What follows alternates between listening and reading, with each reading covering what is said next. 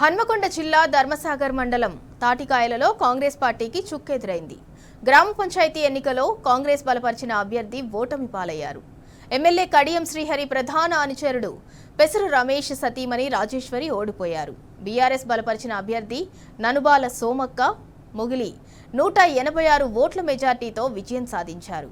BRS హయాంలో ఇప్పటికే ఎంపీటీసీగా గెలిచిన సోమక్క మొగిలినే గ్రామ ప్రజలు ఈసారి సర్పంచ్గా ఎన్నుకున్నారు. కేసీఆర్ పాలనలో స్థానికంగా జరిగిన అభివృద్ధిని చూసి మరోసారి పట్టం కట్టారు. బీఆర్ఎస్ పార్టీ గుర్తుపై గెలిచి పార్టీ మారిన ఎమ్మెల్యే కడియంకు స్థానిక ప్రజలు బుద్ధి చెప్పారు. కడియంపై ఉన్న వ్యతిరేకతను ఓటు రూపంలో చాలా గ్రామాల్లో ఇలా కడియం అనుచరులను ప్రజలు స్థానిక ఎన్నికల్లో మట్టి కరిపించారు.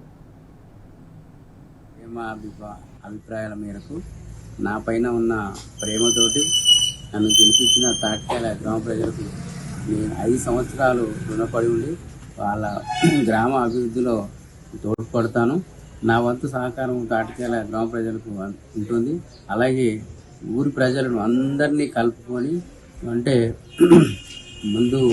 అభివృద్ధి కోసం అందరినీ కలుపుకొని నాకు నిజంగా చెప్పాలంటే కేసీఆర్ గారు నాకు దేవుడు, అందులో కేటీఆర్ గారు మరియు పల్లారాయశెట్టి గారు నాకు అన్ని విధాల ఆర్థిక సాయం కూడా చేయడం జరిగింది.